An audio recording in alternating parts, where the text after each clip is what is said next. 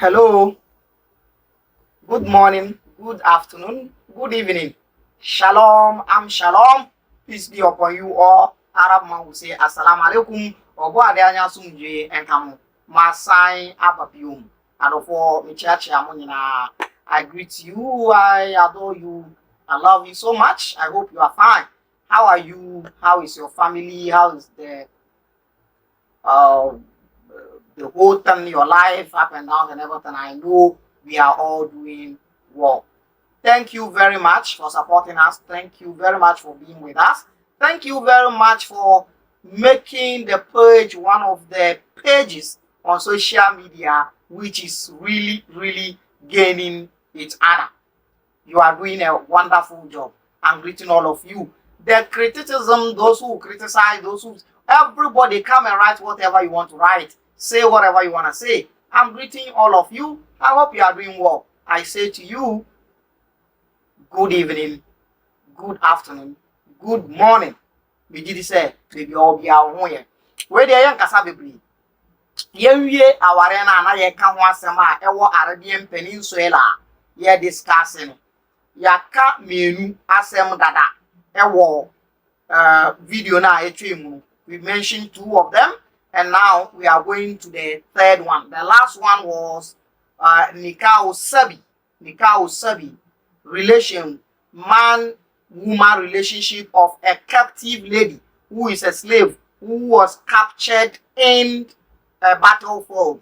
With that one, they have relationship with them. There is no sadak. They don't give dowry. Omunfa a three son ni ho. Omunkoye ni hwade omuntua and one say or fail say on any baby bia. Now akoye bibi. And one thing I friend on Nikah Sabi, the intercourse or man-woman relationship of a captive, a slave, a lady. Now, let's go to the third one. The third one is what is known as nikahul ima. Nikahul ima. The same nikah. Man-woman relationship. Male-female relationship with a slave girl.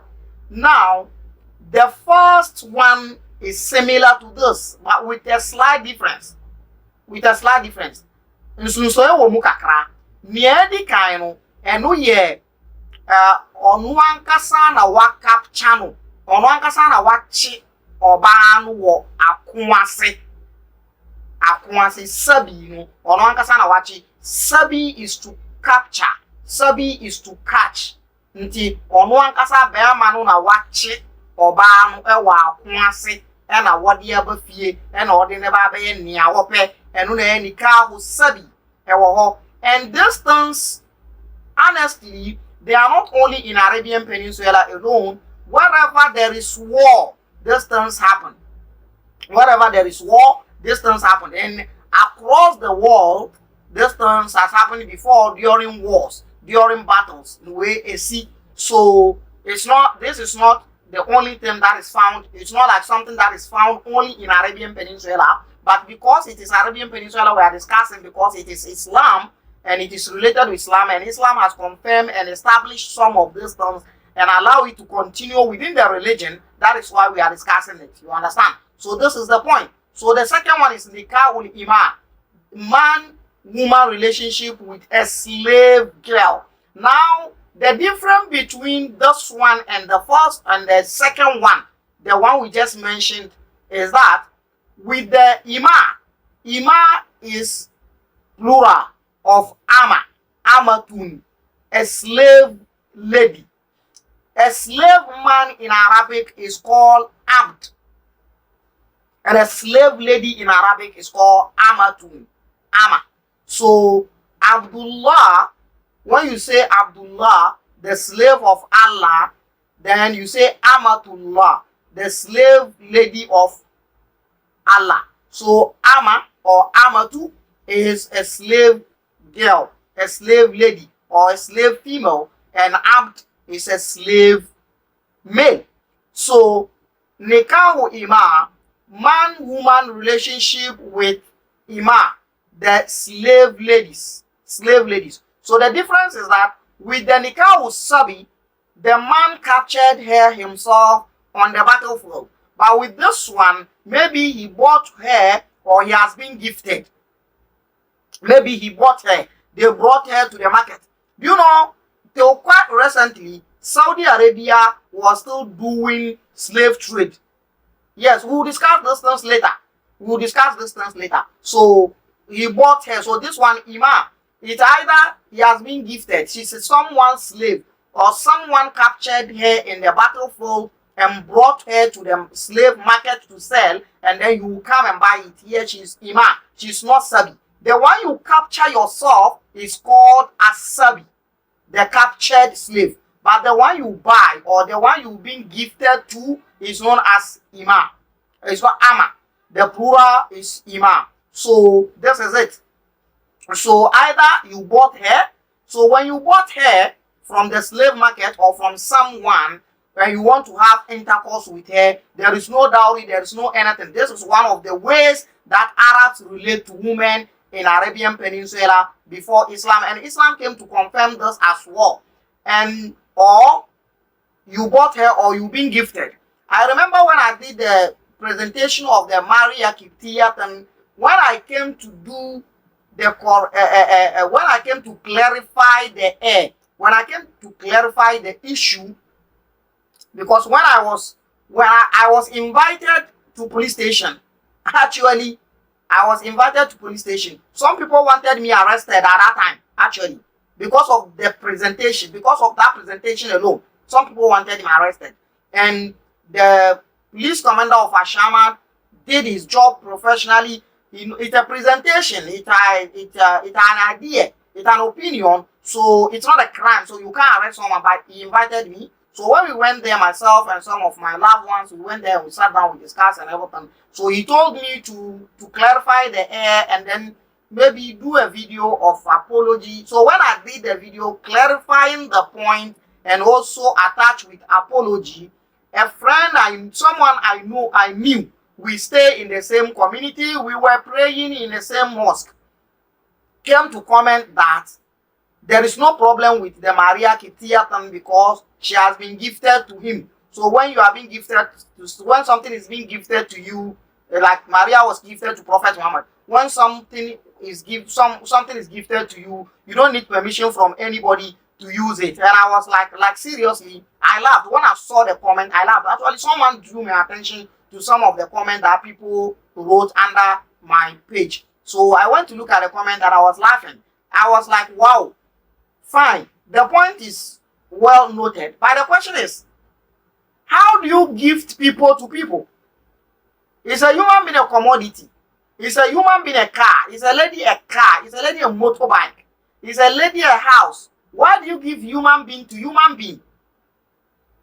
Like, what is this? And this thing is accepted and confirmed and established in Islam. Islam, that is supposed to be coming from the Creator God. The Creator, as we claim, that is coming from the Creator. It's coming from God. Accept this human maltreatment. This is human maltreatment. You treat humans badly. You gift human to humans. You gift to them. Like, what is that? Ye de nipa cha nipa. Ada nipa ya japade. Nipa ya commodity. Nipa ya livestock. Like, this is what we are talking about. It's like you people are not getting the idea. The Creator, the source of life, will not allow people to be captured as slaves and sold to others. So when your religion supports slavery, your religion is not coming from a Creator. That is one of the things that shows clearly and indicate that categorically that your religion is not coming from the source of life. Your religion is not coming from Creator. Your religion is not coming from Atana. Your religion is not coming from source of life, the mother of the universe. Because the mother of the universe cannot give people life and then make others slave to others. It has never happened. It doesn't make sense. It doesn't make sense. But you see, because it favors some people, and it is women that suffer this more. And most of people who are fighting about these things were men, because it favors them. You see, this is it. Right?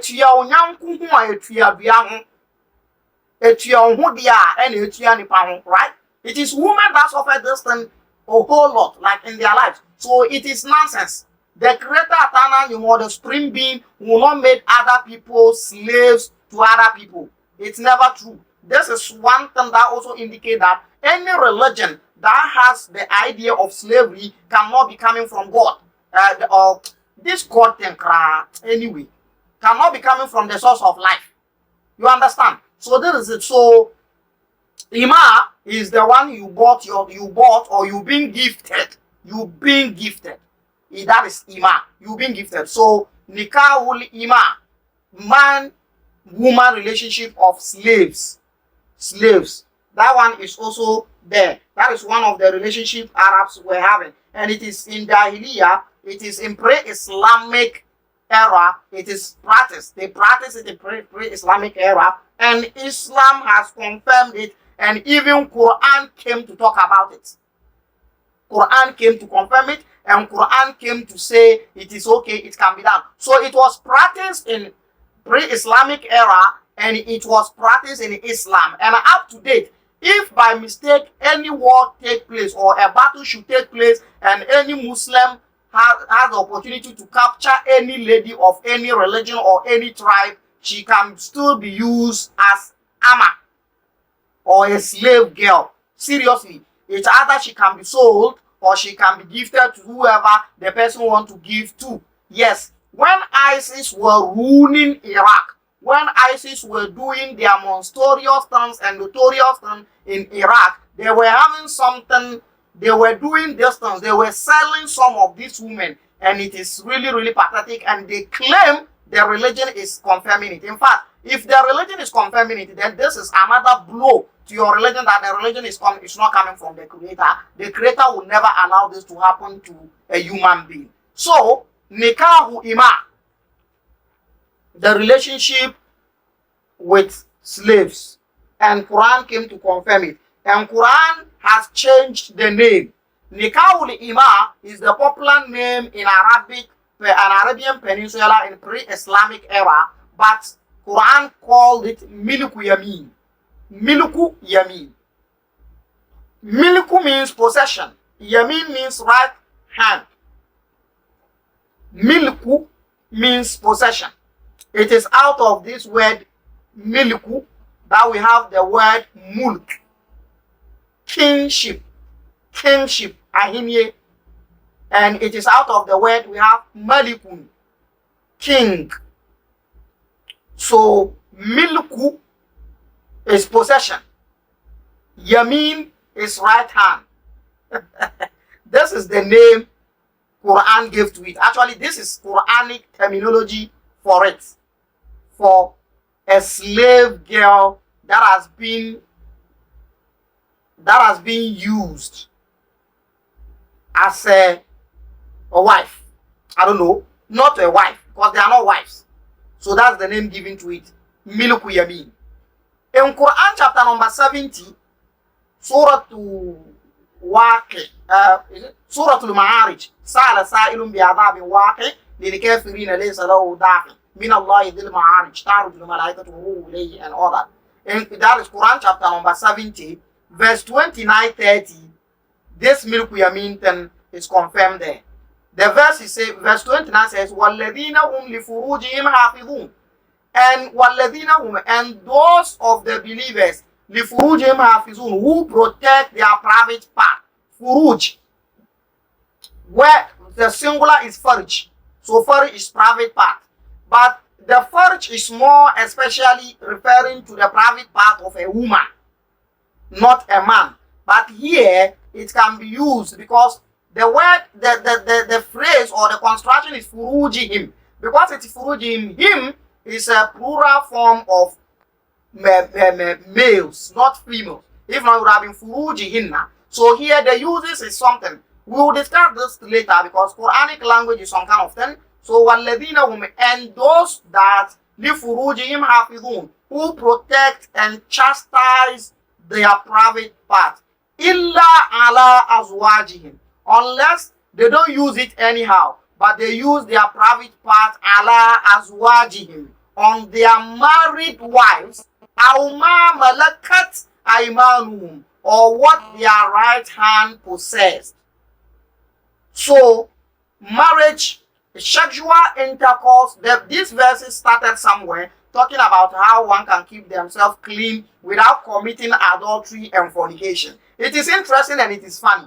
Without committing adultery and fornication, but here the the the the relationship or the intercourse that will happen between a slave girl and her master is not seen as adultery, it's not seen as a fornication, even though there's no marriage. Like you see how it sounds. Even though it's not marriage, but yet still, look at how it is it. That one, so it is lawful, it is permissible in the Quran. So, وَالَّذِينَ هُمْ لِفُرُوجِهِمْ حَافِظُونَ, and those that protect their private, chastise their private part, إِلَّا عَلَىٰ أَزْوَاجِهِمْ, save upon their wives or their spouse. No, the right translation here is spouse. إِلَّا عَلَىٰ أَزْوَاجِهِمْ, save upon their spouse, أَوْ مَا مَلَكَتْ أَيْمَانُهُمْ, or what their right hand possess. That is, having intercourse with your slave is not seen as a fornication, even though it is not marriage. Quran confirmed this. The fact the sexual relationship then with the slave girl is not my problem. Actually, I do not have problem much with the sexual relationship. My problem is the slavery that the religion is confirming. The slavery that the Quran that claim to come from God, confirming the slavery and even supporting and endorsing the act of relationship, the act of intercourse between the slave, and it is praised, it is allowed, it is accepted. It is accepted. This is what is really an issue for me. This is what is really an issue for me, and I think it's supposed to be issue for you as well. I think so. So this is the second one. So Quran called it milku yamin. So Prophet Muhammad himself did milku yamin. His companions did milku yamin, and we'll discuss those things later. So this is the man-woman relationship number 3 in Arabian Peninsula. Let's go to number 4. Man-woman relationship number 4 in Arabian Peninsula. It's what they call nikahul muta. Nikahul muta. Muta marriage. Muta, the word muta is enjoyment. Enjoyment. NJ. Some kind of muta. Muta. That there's a report coming from Prophet that says Adunya Mata. He said the world is a place of enjoyment. The world is a place of happiness. The world is a place of somewhere that you enjoy yourself. Wa khayru mata'uha, and the best enjoyment of the world, al-mar'atu salihah, a beautiful woman or an honorable woman. So mata from muta. Muta is enjoyment, but this one is a contract marriage. Contract marriage. Nikahul muta, contract marriage, which Quran established it as well. Prophet Muhammad practiced it. Some of his companions practice it. Right now, this nikahul muta, which is contract marriage, is a big confusion between great fraternities of Islam. According to Sunnah Islam, contract marriage is abolished. After Prophet Muhammad and his companions practiced the contract marriage, which is nikahul muta, they abolished it. According to them, Prophet Muhammad later abolished the contract marriage, nikahul muta. That is marriage number 4 in Arabian Peninsula. They were doing it in Arabia, in pre-Islamic Arabia, before Islam came. So when Islam came, Islam continued with it. Prophet of Islam did it. His companions did it. But Sunni Islam later said Prophet Muhammad abolished the contract marriage. The Shia Islam says no, contract marriage is still in the system. So you have two different Islam, or you have two different opinions, or you have two different Islamic opinions in concerning or as pertaining to contract marriage. Shias with the idea that Shia Islam with the idea that contract marriage is still existent. So maybe if you find yourself in a Shia community one day and you see a contract marriage, you don't need to be frightened. They think it's still there. And the Sunnis are saying no, after Prophet has practiced it, Prophet Muhammad has practiced it, his followers has practiced it, it was nullified, it was abolished. This is a serious debate between Sunnah and Shia Muslims up to date. And I don't think that debate is about to finish anytime sooner. I don't think so. And you know what? It's not going to be, because it's some kind of enjoyment, you know. You can know that, you see the name of the marriage. It's contract marriage. It's supposed to be known as Nikahul Mu'akkad. Mu'akkad is which contract marriage, which got something to do with time. But it is rather known as Nikahul Muta, like marriage of enjoyment. Marriage of enjoyment. If you go to the Quran, there is different kind of marriage there, which if you don't pay attention, you will not see it. If you didn't relearn, if you didn't unlearn what you were told to relearn, you can't see. A whole lot is in there. So Nikahul Muta is contract marriage. It was practiced in pre-Islamic, and it was practiced in Islam, and Sunni Islam says it is now abolished, and Shia Islam says it is still in progress. So some are still doing it. So that is Nikahul Mut'a for you. And then that is the type of man-woman relationship in Arabian Peninsula before Islam. Number 5 is Nikahul Hiba. Nikahul Hiba. Nikahul Hiba is specially for Prophet Muhammad. So this one is some type of Islamic marriage, I think, and it started in early Islam. Nikahul Hiba, Islamic marriage, I think, because Prophet Muhammad alone is who has the chance to practice Nikahul Hiba. Practice Nikahul Hiba. What is Nikahul Hiba? The word Hiba is gifts. Hiba, gifts. So I think people have named their children this Hiba term. I had one. I've heard one before. She was a student in a school I taught before. People are naming their children this name, Hiba. Nikahul Hiba, the marriage of gifts. That one is like this. A woman should give herself to a man.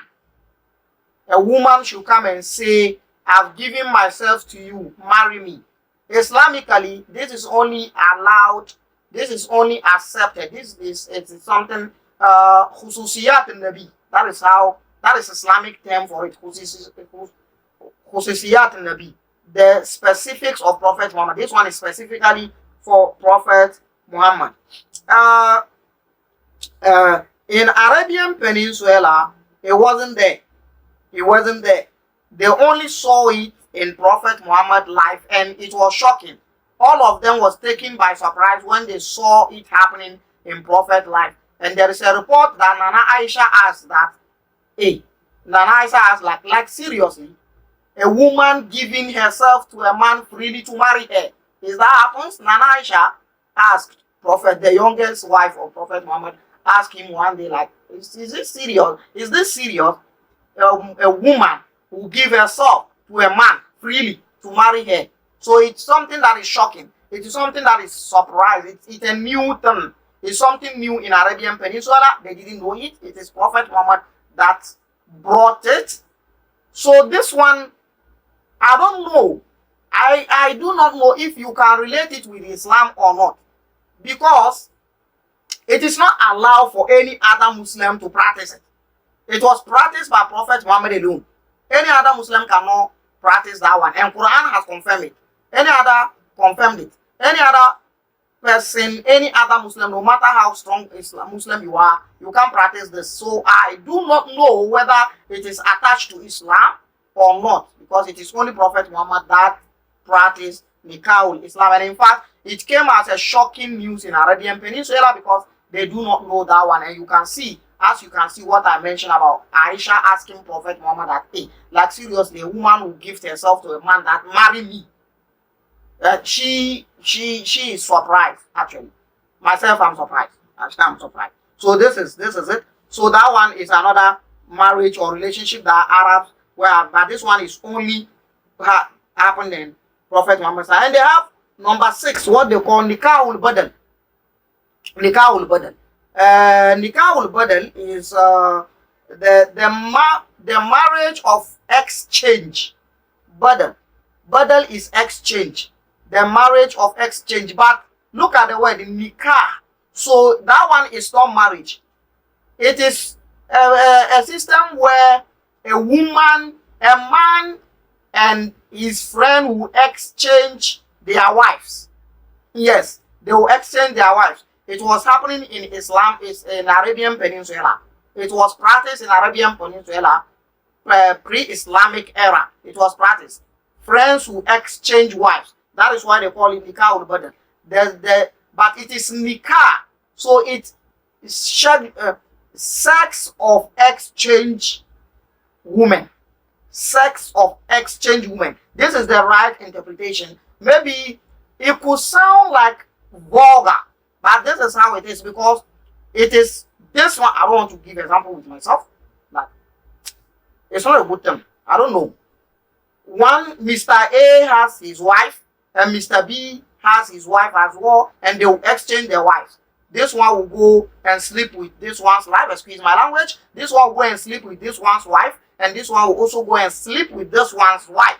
So, nikah ul badal, sexual intercourse of exchange of women or exchange of wives. That is how men and women are related in pre-Islamic Peninsula before Islam. And then marriage number 7 is nikah ul shigar. Nikah ul shigar is a daughter.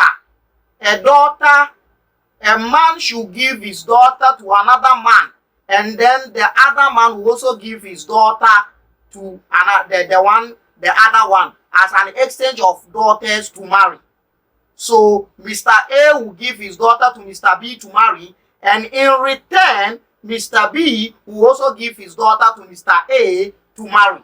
So with this one, they don't pay anything, no sadaki. All these things that we are mentioning, no sadaki. So it is not officially marriage. Even with the nikah ul hiba, it is not officially marriage, because the principles that Islam has set there, the conditions that Islam has put in order for marriage, none of these things we are mentioning fall under it.